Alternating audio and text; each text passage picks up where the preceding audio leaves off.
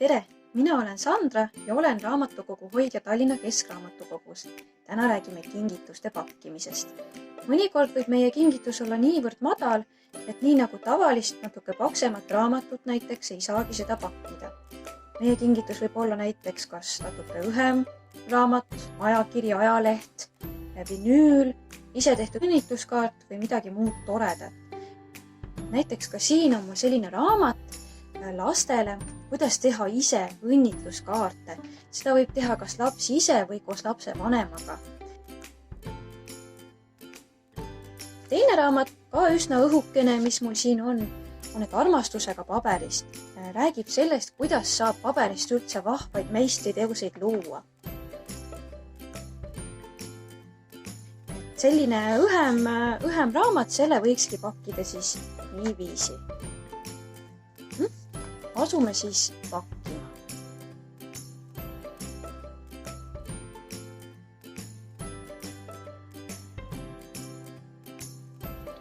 Paagime ära siis kingituse, mis on madal. Mina panen paberi ümber sellele samale lasteraamatule Teeme ise, kust leiab meisterdamiseks toredaid õnnitluskaarte. Kindlasti on vaja pakkimiseks paberit.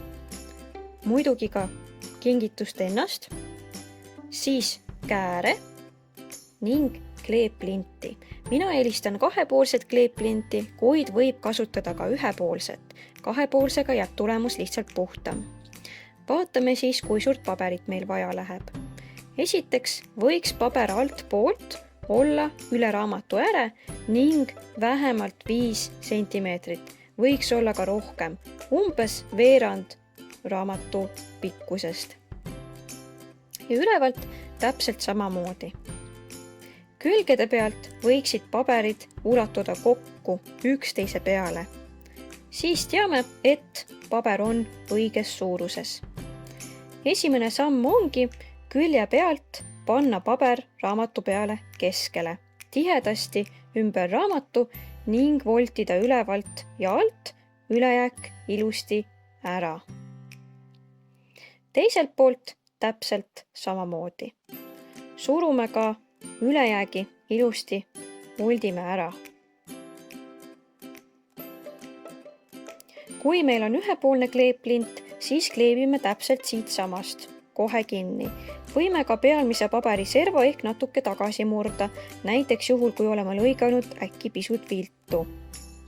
Minul on kahepoolne kleeplint ja seega panen pealmise paberi siseküljele kleeplinti. Enne murran paberi tagasi, umbes 1,5 sentimeetrit.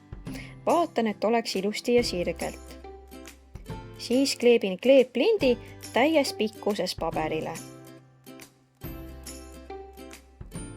Kui kleeplinti läheb natukene üle ääre, murran sealt selle tagasi. Nii, ja kui kleeplint on peale pandud, siis asetan jälle selle esimese paberi raamatu peale ning teiselt poolt juba kleeplindiga paberi ilusti tihedasti ümber raamatu ja vaatan, et õhumulle ei tekiks. Ja vean siis näppudega ilusti sealt üle. Nii, see pool jääb meil tegelikult allapoole, seda peame siis meeles pidama. Nüüd on vaja ära töödelda küljed.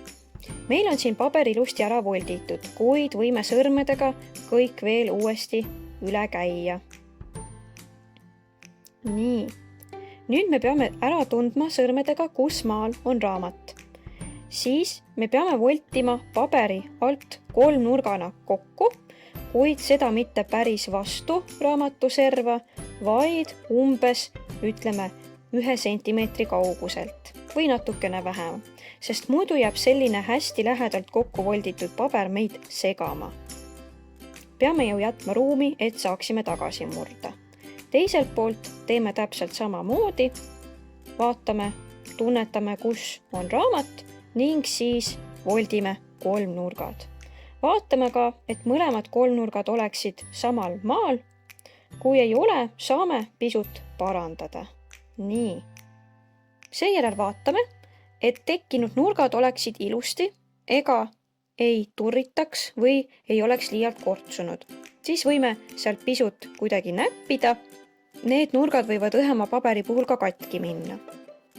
Kui on kõik korras, siis voldime paberi raamatu peale. Võime kas või kohe kinni kleepida, kui meile niimoodi meeldib. Minule aga meeldib enne see serv tagasi murda ning alles siis kinni kleepida. Kasutan siis jällegi kahepoolset kleeplinti. Nii panen äärest ääreni, kui läheb üle, murran tagasi ja kleebin kinni. Käin ka sõrmedega ilusti üle. Nii, ja teiselt poolt siis täpselt samamoodi.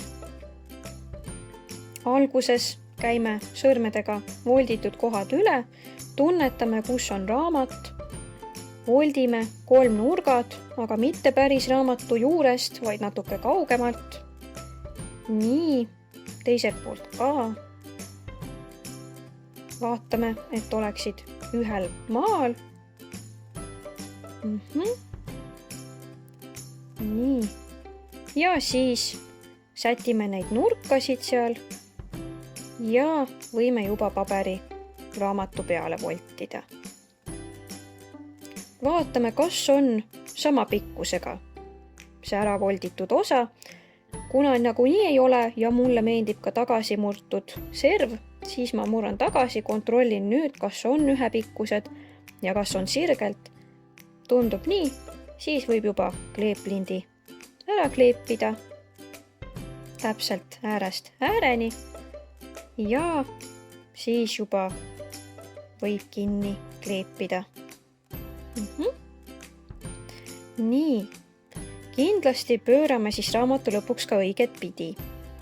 Nii, ja lõpuks võib nurgad veel kord üle vaadata, kui on natuke liiga teravad, võib kuidagi neid niimoodi sättida ja tagasi suruda. Ja tundub, et ongi ilusti ära pakitud. Nii, väga ilus.